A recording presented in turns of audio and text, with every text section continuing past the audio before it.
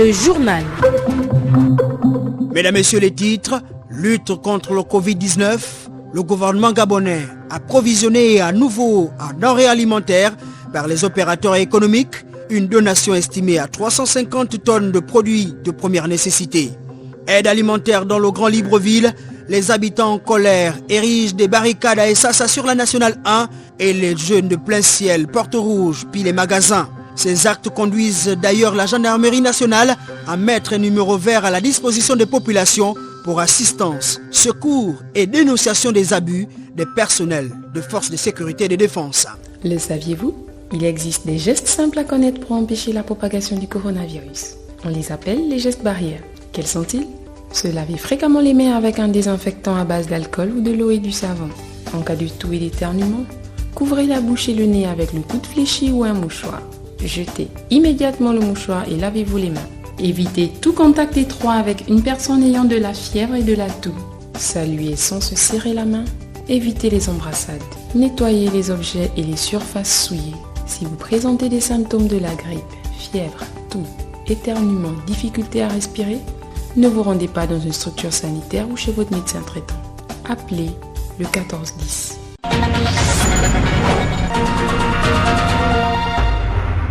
Bienvenue à tous. Lutte contre le Covid-19 au Gabon, la Banque alimentaire à nouveau approvisionné, les ministres du Commerce et des Solidarités nationales viennent de réceptionner un peu plus de 350 tonnes de nourriture. Une deuxième donation offerte par plusieurs opérateurs économiques. Témoin de l'événement, Ahmed Ryan Ziengi. Dans le but d'accroître la disponibilité des stocks de la Banque alimentaire, les membres du gouvernement concernés par cette question, notamment le ministre du Commerce et celui en charge de la Solidarité nationale, ont réceptionné auprès de certaines entreprises un don important de produits de première nécessité destinés à soutenir les populations vulnérables en cette période de crise sanitaire liée à la pandémie à coronavirus. Hugues Badinga Madia, ministre du Commerce. Nous poursuivons la deuxième phase de la collecte. Nous avons presque le double des produits qui ont été offerts par 25 entreprises citoyennes aujourd'hui, lesquels dons seront immédiatement transférés à ma collègue en charge de la solidarité pour servir à la distribution de kits alimentaires au niveau du Grand Libreville. Nous avons à peu près 12 000 bons alimentaires qui ont été offerts et qui vont être immédiatement transmis à ma collègue. Après réception, pas de temps à perdre. Place à l'organisation et à la répartition des kits individuels par les agents volontaires du ministère de la Solidarité nationale. Au regard de l'ampleur de la tâche, une révision totale de la stratégie de déploiement des agents distributeurs s'impose. Priska Koé Pouzlend, ministre de la Solidarité nationale. Dans le dispositif que nous avons mis en place au départ, il était question, comme là on l'a indiqué, que 228 équipes aillent dans les 228 quartiers qui nous ont été indiqués par les maires d'arrondissement et de communes. Il se trouve simplement que pendant que nous faisions cette opération d'organisation, nous étions confrontés à l'épreuve du terrain, à d'autres réalités qui sont celles de la fluidité de la mise à disposition des bons, mais également tout ce qui concerne également la logistique qui permettrait d'organiser cette distribution. Assurément, cette opération de distribution des denrées alimentaires auprès des populations vulnérables repart sur des nouvelles bases, que nous espérons cette fois sans dérapage, car les Gabonais attendent, à juste titre, des résultats rapides, urgents et efficaces.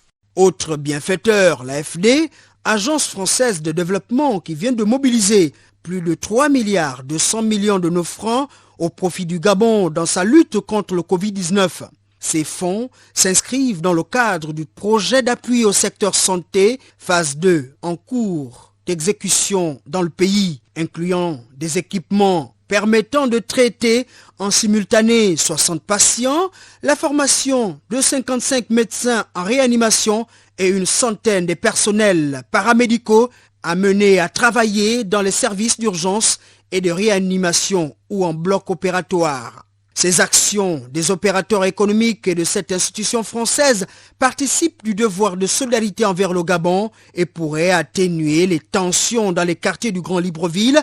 C'est le cas des populations d'Essassa dans le 2e arrondissement de la commune de Ntoum qui viennent à nouveau d'ériger des barricades sur la Nationale 1 pour protester contre la mauvaise gestion de l'opération de distribution des bons d'achat alimentaires. Le constat est signé Claudette Eoré. Les populations des Sassa dans le 2e arrondissement de la commune de Ntoum ont passé la nuit du 20 au 21 avril 2020 avec la peur au ventre entre une longue coupure d'électricité et les détonations des bombes lacrymogènes projetées par les forces de sécurité en vue de disperser les habitants qui ont érigé des barrières de fortune pour manifester leur colère relative à l'insuffisance ou l'inexistence des bons d'achat alimentaires promis par le gouvernement. Le ton est grave. Je ne mange pas, je ne vis pas, et c'est comme ça que vous voulez tout embêter les gens. On n'embête pas les gens ici. Faut pas embêter les gens. Si c'est politique, arrêtez tout. Nous, on veut manger, on veut travailler. C'est quoi, c'est ça? On va où? On doit pas tout nous ridiculiser. Ça, c'est très dangereux. On n'embête pas les gens à domicile. Faut éviter ça. Arranger la situation du Gabon et puis on avance. Depuis le matin, rien ne manger. On va où? Même les masques, on ne peut pas manger les masques. On mange la nourriture. On mange en travaillant. La Bible dit que le ventre est paresseux, la bouche n'a pas le droit de manger. Quoi que ce soit. Donc on arrête d'embêter les gens. L'argent là et la nourriture là, les chèques là ou bien les tickets là, ça vient quand? Les gens ne doivent pas mourir de faim. On a les enfants, les gars, tous les enfants là, les 10 gosses, 11 gosses, et avec les petits fils. Si la faim me tue tout de suite là, c'est le masque là qui va me ressusciter. Informé de cette situation de crise, l'édile de cet arrondissement, Anastasie Assengondong, épouse Bekale, s'est rendue sur les lieux pour rassurer ses concitoyens. Que les populations attendent, que les populations ne se mettent pas en colère, qu'ils ne fassent pas les actes de vandalisme comme ils sont en train de vouloir le faire. Je comprends la colère des populations parce qu'ils sont en train d'attendre et ils attendent que les équipes rentrent chez eux. Il y en a qui sont très impatients, mais qu'à cela ne tienne, que cette population reste chez elle. On est confronté aussi à certains problèmes. Les bons sont approvisionnés au compte-gouttes. Comme dit un adage, la plus belle femme ne peut donner que ce qu'elle a, sous-entend le message du maire. C'est alors au gouvernement d'agir plus vite afin d'éviter le pire, car ventre affamé n'a point d'oreille. Claudette Théoré, depuis le 2e arrondissement de la commune de Ntoum, pour Radio Gabon, la référence. Merci Claudette. Retrouvons cette fois Stéverine Bassati Mateya à Libreville, au quartier Plein Ciel Porte Rouge, où les jeunes ont pillé récemment les magasins d'alimentation générale. Situé dans le 5e arrondissement, le quartier Plein Ciel, précisément aux Portes Rouges, a été pris d'assaut aux environs de 20 heures par les jeunes du dit quartier, munis de machettes et de haches. Objectif de leur irruption, casser le magasin et le vider de ses approvisionnements. Le gardien de ce magasin a aussitôt alerté les forces de l'ordre qui n'ont pas tardé à arriver. Mais il n'a pas gagné. Ils ont commencé à casser, mais il n'a pas gagné. Nous, on appelle la police. Vraiment, ils sont venus nous aider ici jusqu'à matin. Depuis 20h jusqu'à 6h30. Un riverain a essayé de donner les raisons qui ont entraîné ces derniers à agir de la sorte. Il s'avère qu'il y a des enfants dans le quartier qui se sont organisés à vouloir casser le seul magasin que nous avons dans le quartier, qui nous alimente tous, histoire de s'approvisionner en alimentation. Bon, des raisons propres, on ne les a pas, mais non, on a peut-être des raisons diverses, ce qui fait qu'aujourd'hui, avec la situation du Covid-19, le fait qu'on soit confiné à la maison, il y a peut-être certaines personnes qui ont du mal à se nourrir, qui pensent que pour se nourrir, il fallait qu'ils arrivent à faire ce genre de choses. D'autres qui n'ont pas voulu s'exprimer à notre micro évoquent les raisons sociales face au non-respect de la distribution des bons alimentaires qui pour eux ne sont partagés que par connaissance, douleur, mécontentement. Une situation qui pourrait dans les tout prochains jours dégénérer dans plusieurs quartiers du Grand Libreville où les équipes ne sont pas encore passées. Depuis Plein Ciel, Stéverine Bassati Mateya pour la rédaction de Radio Gabon, la référence. Face à ces actes de banditisme, la gendarmerie nationale vient de mettre en place un numéro vert, dispositif pour traquer les malfaiteurs imperturbables et les personnels des forces de défense et de sécurité qui s'illustreraient par des faits aux antipodes des valeurs professionnelles de cette corporation. Gaël Mpimba Okoko. Depuis l'entrée en vigueur du confinement total de Libreville et ses environs, plusieurs commerces et habitations ont été cambriolés. Nous pouvons aller plus loin parce que il a pris sa machette et le couteau du vendeur parce qu'il a une boucherie aussi qui voulait le tuer. C'est un sentiment d'insécurité en plein confinement. C'est face à cette situation déplorable que la gendarmerie nationale vient de mettre en place un numéro vert gratuit 1401 pour traquer tout acte de vandalisme dans le Grand Libreville. Adjudant Parfait Djembi Mihindou de la gendarmerie nationale. Les actes de pillage, de cambriolage, d'agression et de vol. Cela permettra aux unités d'intervention de porter assistance et secours efficacement. Ce numéro vert permet aussi de signaler l'inobservation des mesures gouvernementales destinées à lutter contre la propagation du coronavirus. Par ce numéro vert, la gendarmerie nationale invite également la population à signaler sans hésitation aucune les comportements déviants des agents des forces de défense et de sécurité. Ce numéro vert sert également à dénoncer les abus des personnels de forces de défense et de sécurité afin de permettre à la hiérarchie de prendre des sanctions appropriées. Ce centre d'appel téléphonique composé de l'ensemble des forces de défense et de sécurité vient à point nommé à ce sens qu'il pourrait apporter la tranquillité dans la cité et freiner les agissements blâmables de certains agents indélicats. Ça y est, les agents de forces de sécurité et de défense, déjà en possession de leur salaire du mois d'avril, ils se sont rendus dans les établissements bancaires et les différentes agences du Trésor en respectant les mesures barrières édictées par le gouvernement dans la lutte contre le Covid-19. Issa Steve Mefan pour le constat. Les mesures de paiement annoncées par le ministre de l'économie et des finances sur les antennes de Radio Gabon ont été suivies. Le cas de l'agence de l'Union gabonaise des banques d'Ombolo au boulevard Triomphal Omar Bongo, où une tente a été érigée pour permettre uniquement au personnel de forces de défense et de sécurité d'attendre à l'ombre l'appel des numéros d'ordre d'arrivée. Les mesures barrières ont été respectées, l'entrée en guichet conditionnée par le lavage des mains à partir d'un gel hydroalcoolique et la distanciation observée. Deux modes de paiement constatés, l'accès au guichet et par GAB, l'affluence des personnes a été amoindri, l'échange avec certains vigiles ainsi que les agents de force de l'ordre commis à l'accueil fait montre d'un certain ordre. Tout a semblé être réglé comme les aiguilles d'une horloge. Une fois de plus, cela a démontré le souci de discipline qui habite les forces de défense et de sécurité, tout en espérant qu'il en soit de même pour les autres fonctionnaires qui devront percevoir leur salaire les jours suivants. Cette période de paiement soulève la question de l'utilité ou non de la carte bancaire pour effectuer les opérations financières. Edgar Kaba.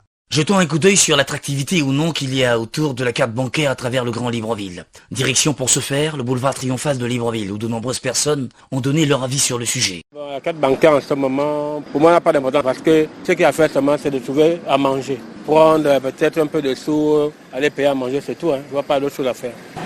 Les cartes, parce que la carte elle est plus facile. Quand tu arrives, tu peux l'introduire facilement, tu prends la liquidité pour partir. Je suis arrivé, les guichets étaient libres, je suis entré, j'ai fait même mon opération et je suis reparti. C'est plus utile d'avoir sa carte bancaire. Il y en a qui ont leur choix, chacun est libre, mais avec la carte c'est plus facile. J'ai ma carte bancaire, mais je préfère qu'on me paye à la main. La carte c'est possible aussi, la carte ça me sert, si je peux faire un déplacement, donc je peux vite prendre avec ma carte bancaire. Même des fois, quand j'ai la carte bancaire, le robot est saturé, tu vois, donc je peux quand même attendre pareillement comme ça. Mais ça dépend de la conception de tout un chacun. Par exemple, ceux qui optent pour les cartes bancaires, ils ont leurs raisons. Mais ceux qui veulent être payés au guichet, ils ont leurs raisons. Une personne comme moi, je peux dire quoi? Je peux dire que moi, je suis quelqu'un qui ne prend pas de crédit, mais qui fait des tontines. Or, la carte bancaire, quand je la demande, c'est 60 000 francs qui partent. Alors que 60 000 francs, je peux faire ma tontine avec. Donc pour moi, je préfère rester au guichet. La carte bancaire est un moyen de paiement mis à la disposition de son titulaire par une banque ou un établissement de crédit qui lui permet d'effectuer le règlement de ses achats ou des retraits d'espèces dans des distributeurs automatiques de billets. In fine, il y a de très nombreux types de cartes incluant divers services. On note des cartes de retrait, des cartes bancaires à débit immédiat, des cartes bancaires à débit différé, des cartes bancaires à autorisation systématique, des cartes prépayées et des cartes de crédit. Parlons du suivi de la grossesse en cette période de confinement. Toute chose qui inquiète les parturiantes, entendez les femmes enceintes, partagées entre rendez-vous annulés à l'hôpital et les risques liés à la transmission du Covid-19. Une situation préoccupante pour les futures mamans. Lise Obonangoro. En plein état d'urgence sanitaire, elles sont des centaines de femmes enceintes à redouter le jour J. Les futures mamans vivent dans le stress pour celles qui devront accoucher dans quelques semaines. La détresse liée à l'isolement imposé par le confinement ternit la joie. Bignon Mbazogué et Sacha Madouaka expriment leurs inquiétudes. L'angoisse augmente parce qu'à la moindre douleur, l'inquiétude là, tu te demandes, est-ce que j'ai un problème particulier, est-ce que... Et C'est vrai qu'on parlera de certaines structures, peut-être qui accueillent, mais nous n'allons pas faire le tour de la ville. Et même s'il fallait le faire, comment pour savoir que c'est telle structure qui accueille ou pas? Nous ne saurons pas. Nous sommes suivis dans les structures publiques. Je suis à 7 mois de grossesse. J'ai une sage-femme qui me suit depuis 12 semaines, donc 3 mois de grossesse. Elle connaît mon état. C'est avec elle qu'évolue ma grossesse.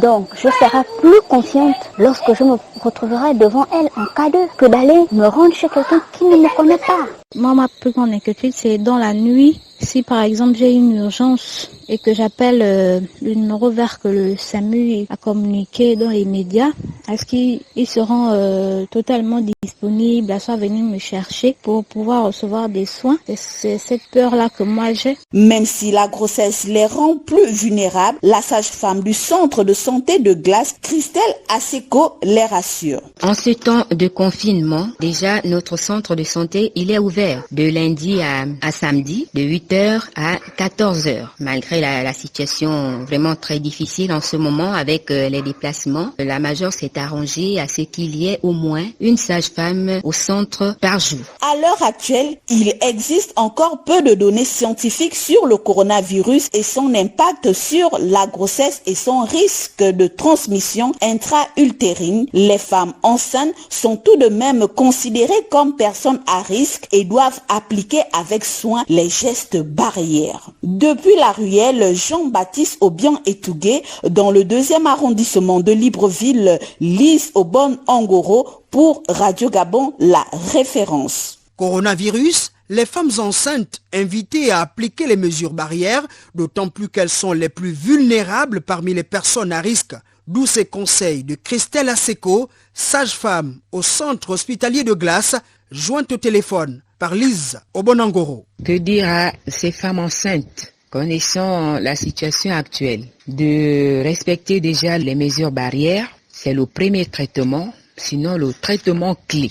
Respecter les mesures barrières et que ces femmes enceintes restent chez elles, qu'elles restent à la maison. On les voit un peu partout dans les marchés, dans les ronds-points, un peu partout dans la ville. Vous êtes des sujets à risque, vous êtes des sujets fragiles. Vous devriez rester à la maison, ne sortir qu'en cas d'extrême urgence. C'est un problème mondial. Vous pouvez rater votre rendez-vous et on essaye d'attendre la fin du confinement total et voir après ce que ça pourra donner afin de reprendre normalement nos activités. Mais il y en a qui, je sais pas, c'est vrai que il y a beaucoup se disent que c'est même pas vrai que ça existe ici au Gabon. Ils prennent ça pour de l'amusement. Mais vraiment, nous vous disons que c'est pas de l'amusement, c'est de la réalité. Alors que les femmes enceintes restent à la maison, qu'elles restent à la maison, qu'elles ne sortent qu'en cas d'extrême urgence et qu'elles gardent leur calme surtout, elles gardent leur calme et qu'elles demeurent en prière. Allons à Bitam, dans le département d'Untem, un des foyers de contamination du Covid-19 au Gabon, pour parler de l'appui et de l'évaluation des dispositifs sanitaires et sécuritaires mis en place dans le cadre de la riposte contre cette pandémie, objet d'une mission ce mercredi de l'ECAC, l'Organisation des coordinations pour la lutte contre le coronavirus en Afrique centrale.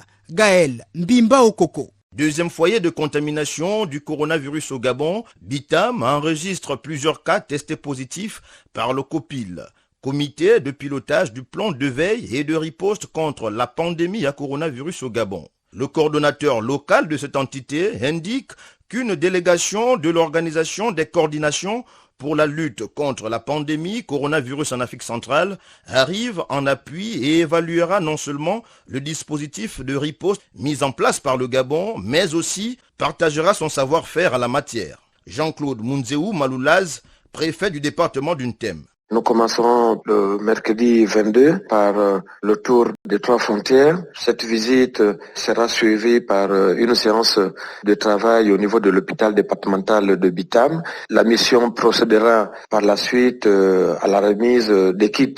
À titre de rappel, j'indique que nous avons une frontière avec la Guinée équatoriale et 2 frontières avec le Cameroun. À cette zone de 3 frontières, le Gabon a mis en place un poste avancé de santé pour thermoflasher toute personne sortant ou entrant sur le territoire national. Pour tous nos compatriotes qui rentrent du Cameroun, ils sont immédiatement pris en charge depuis la frontière par l'équipe médicale. Ils sont conduits en quarantaine dans un hôtel de la place qui avait été préalablement réquisitionné à cet effet sur instruction de ma hiérarchie. Les cas déclarés positifs à la suite de différents prélèvements sont conduits en isolement à l'hôpital départemental de Bitam. Le dispositif mis en place a un double objectif. Premièrement, lutter contre la propagation de la pandémie Covid-19. Dans un deuxième temps, il s'agit de prendre en charge les personnes contaminées. Les résultats, vous les connaissez, puisqu'ils sont communiqués chaque jour par la coordination nationale.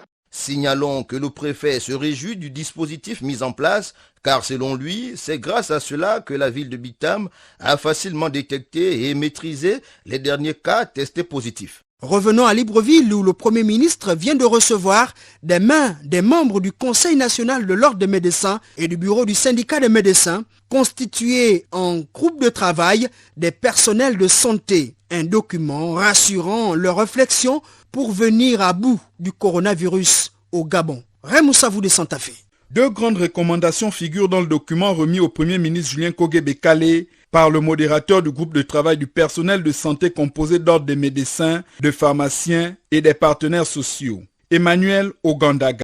Le premier volet concernant la gestion proprement dit des malades Covid, en passant par les laboratoires, il y avait cet aspect. Le deuxième aspect, c'était sur la prise en charge des malades Covid.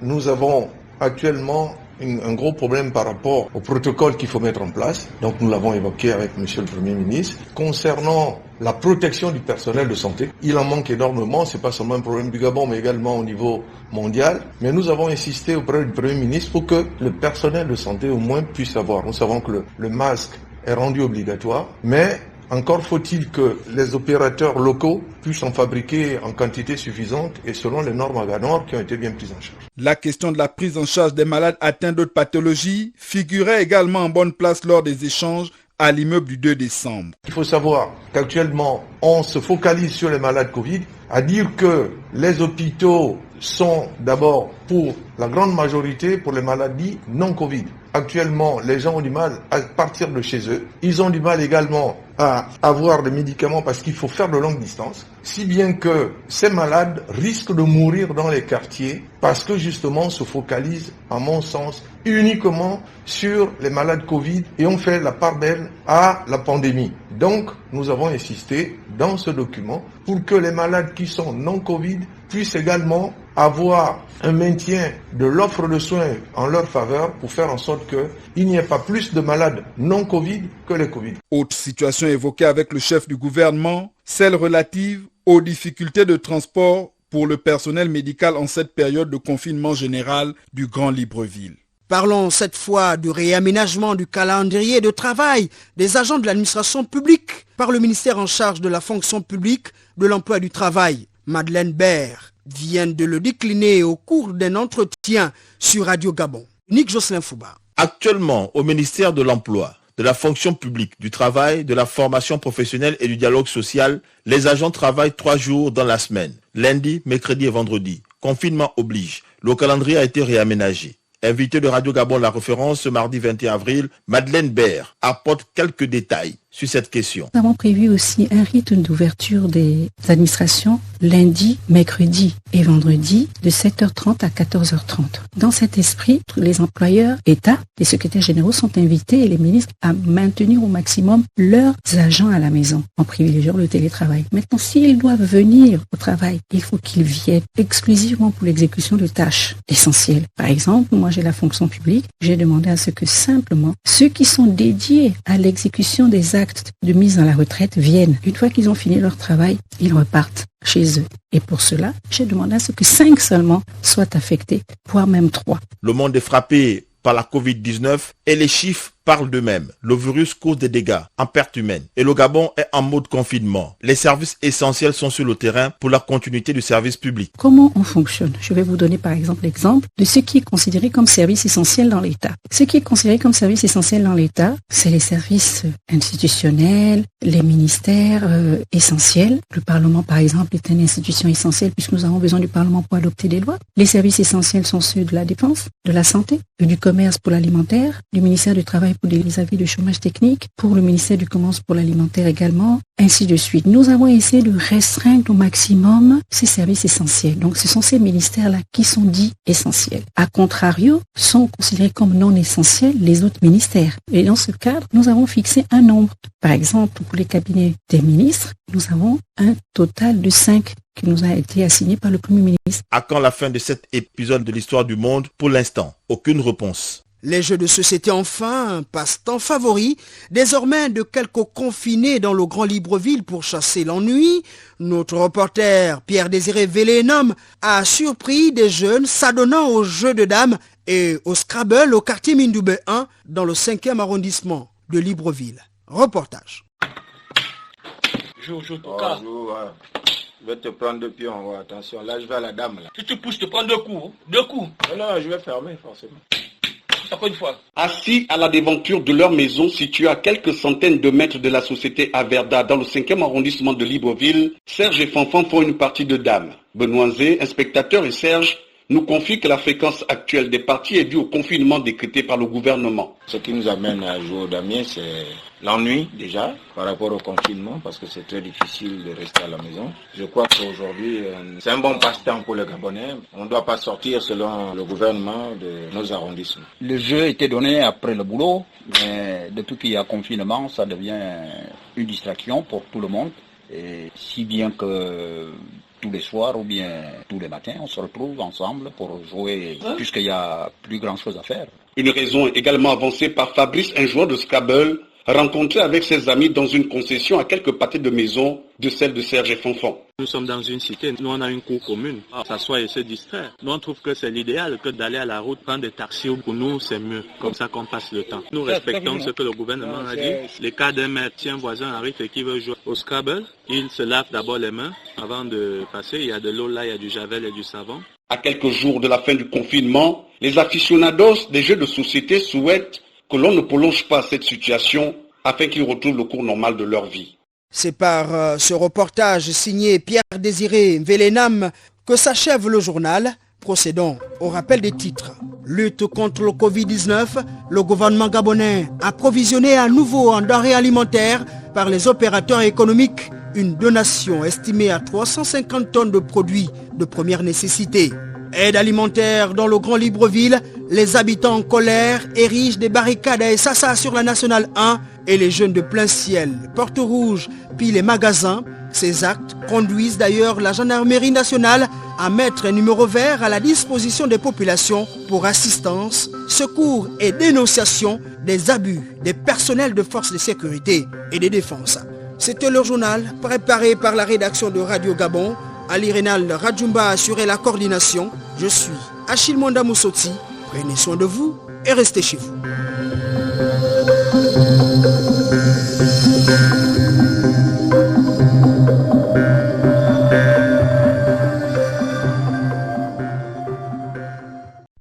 Vous êtes câblé sur Radio Gabon émettant de Libreville, 88.7, 96.5 FM. Où que vous soyez, nous sommes avec vous.